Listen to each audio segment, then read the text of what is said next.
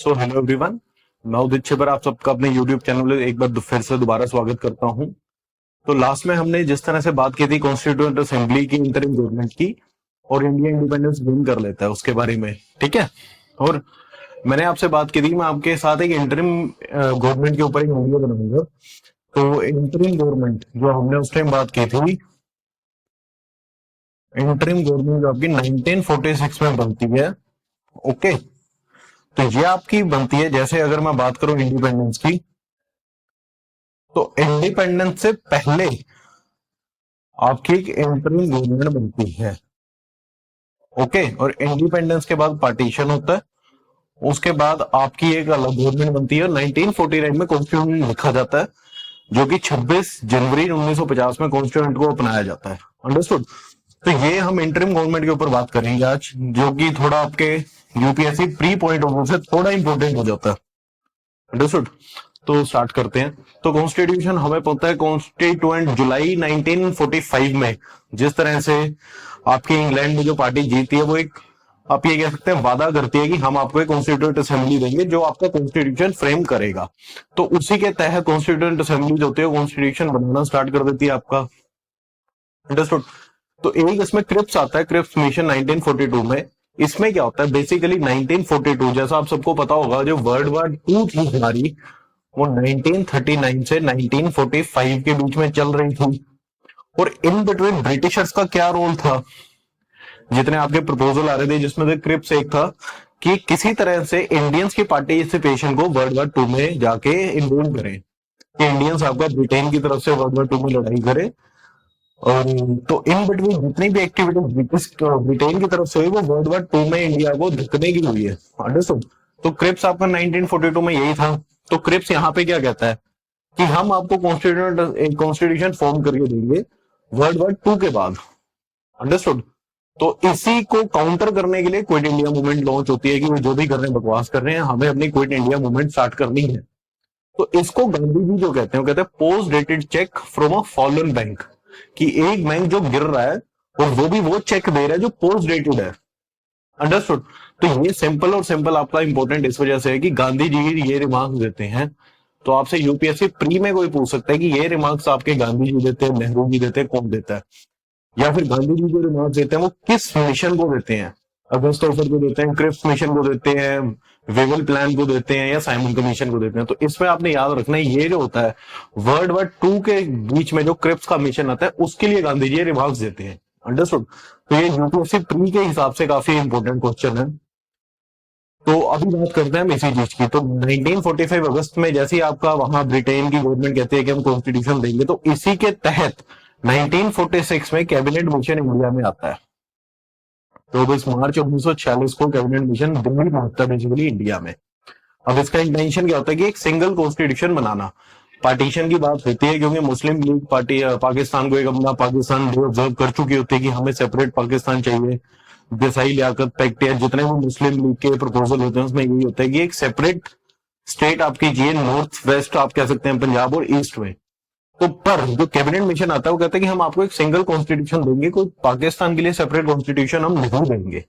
Understood.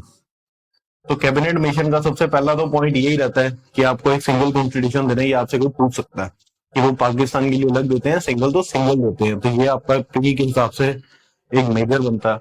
तो इसके बाद इलेक्शन का सिनेरियो क्या होता है, जैसे इलेक्शन होता है 389 सीट्स पे, ठीक है। तो 389 सीट्स में 296 जो सीट्स होते हैं इनडायरेक्टली इलेक्टेड, वोट कास्ट होती है। और 93 जो होती है वो जो प्रिंसली स्टेट्स के किंग होते हैं वो नॉमिनेट करते हैं। अंडरस्टूड। तो इसको आप टोटल करेंगे तो 389 बनता है, ठीक है। तो ये टोटल सीट्स का ब्रेकअप ऐसा हो गया। तो इलेक्शन बेसिकली 296 में होने हैं। तो प्रिंसली स्टेट्स इन इलेक्शन में पार्टिसिपेट नहीं करती जो इंटरिम गवर्नमेंट के होते हैं। तो ये नहीं करते तो ये सीट्स आपकी खत्म होगी। तो इलेक्शन होता है सिर्फ और सिर्फ 296 सीट्स का। प्रिंसली स्टेट्स पार्टिसिपेट नहीं करती तो 93 सीट्स जो आपकी वेस्ट होगी, खत्म हो जाती हैं। इलेक्शन 296 का क्या रहता है, 208 सीट्स आपकी कांग्रेस ले लेती है और 70 सीटें आपके मुस्लिम लेते हैं, मुस्लिम बेसिकली। अंडरस्टूड। तो यहां से ये चीज आपकी मुस्लिम लीग हो जाती है और यहाँ कांग्रेस की, तो कांग्रेस को यहाँ पे मेजोरिटी मिल जाती है। तो इंटरिम गवर्नमेंट फॉर्म जो करती है वो करती है कांग्रेस। अंडरस्टूड। इस चीज को मुस्लिम लीग आपके बॉयकॉट करती है कि हमें ये चीज पसंद नहीं है। तो यहाँ पे मुस्लिम लीग आपका जैसे ये इंटरिम गवर्नमेंट बनती है तो बॉयकॉट करती है। अब इंटरिम गवर्नमेंट बनी है तो इनकी मीटिंग होंगी, तो फर्स्ट मीटिंग जो होती है 9 दिसंबर 1946 को। इलेक्शन आपका होता है जुलाई 1946 में, और उसके ऑलमोस्ट 4 या 5 महीने बाद आपका फर्स्ट मीटिंग होती है 1946 में। अब जब फर्स्ट मीटिंग हुई है तो इन्हें ये नहीं पता, क्योंकि कॉन्स्टिट्यूशन बना नहीं है, कि कौन कौन सी पोजीशन लेगा। फॉर एग्जाम्पल प्रेसिडेंट है, वाइस प्रेसिडेंट है, तो उन्हें नॉमिनेट करना है, अपॉइंट करना है, इलेक्ट करना है, क्या करना है। अंडरस्टूड। तो ये क्या करते हैं कि ओल्डेस्ट मेंबर जो होता है इनकी पार्टी का, उसे बना देते हैं president for the time being. तो जो उस टाइम होते हैं डॉक्टर सच्चिदानंद सिन्हा, जो फर्स्ट प्रेसिडेंट बनते हैं इंटरिम गवर्नमेंट के। ये भी आपसे कोई पूछ सकता है। तो ये फर्स्ट प्रेसिडेंट होते हैं in terms of oldest member. तो सेकंड मीटिंग 2 दिन बाद होती है, उसमें राजेंद्र प्रसाद को प्रेसिडेंट बनाया जाता है, और ये राजेंद्र प्रसाद ही हमारे इंडिया के फर्स्ट प्रेसिडेंट चुने गए थे। तो प्राइम मिनिस्टर जवाहरलाल नेहरू और first president doctor Rajendra Prasad. तो ये सेकंड मीटिंग जो आपकी होती है इंटरिम गवर्नमेंट की, उसमें प्रेसिडेंट काउंट होते हैं राजेंद्र प्रसाद, वाइस प्रेसिडेंट होते हैं HC मुखर्जी, और कॉन्स्टिट्यूशनल एडवाइजर होते हैं आपके BM रॉय। अंडरस्टूड।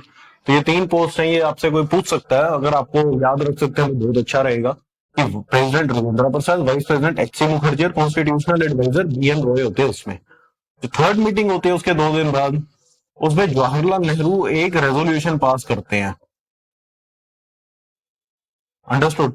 कि बेसिकली ये कॉन्स्टिट्यूशनल स्ट्रक्चर का आप ये कह सकते हैं फिलोसफी ले डाउन करते हैं कि कॉन्स्टिट्यूशनल स्ट्रक्चर जो हमारा किस तरह से होना चाहिए। कॉन्स्टिट्यूशनल स्ट्रक्चर में आप ये कह सकते हैं कि पोर्टफोलियोज, कि आपके पोर्टफोलियोज किस हिसाब से होने चाहिए। अंडरस्टूड। एलिजिबिलिटी आप ये कह सकते हैं। तो बेसिकली एक जो स्ट्रक्चर चाहिए होता है कॉन्स्टिट्यूएंट का, तो इस तरह से ये जो स्ट्रक्चर होता है, ये यहाँ पे जवाहरलाल नेहरू एक रेजोल्यूशन पास करते हैं स्ट्रक्चर का। ये भी जस्ट आपको याद रखने की, थर्ड मीटिंग में जवाहरलाल नेहरू ये पास करते हैं resolution philosophy for the constitutional structure.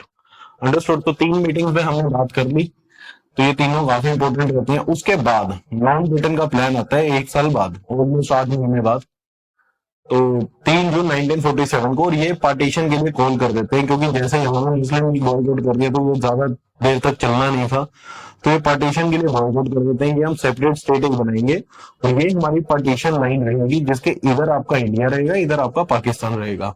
Okay. तो जैसे ही होता है बेसिकली कॉमन राइट्स आप सबने घर में देखी होगी, ये शुरू हो जाता है। अब जैसे जून 3 की बात करें, तो अगर मैं बात करूं जून 3 की, और पार्टीशन आपका होता है 15 अगस्त का। तो अगर मैं दिन काउंट करूंगा 27 इसके प्लस 31 इसके प्लस 15 इसके, कितने हो गए 58 प्लस 15। तो बेसिकली 73 में जो चलता है आपका कॉमनल राइट चलता है टिल पार्टीशन। ओके।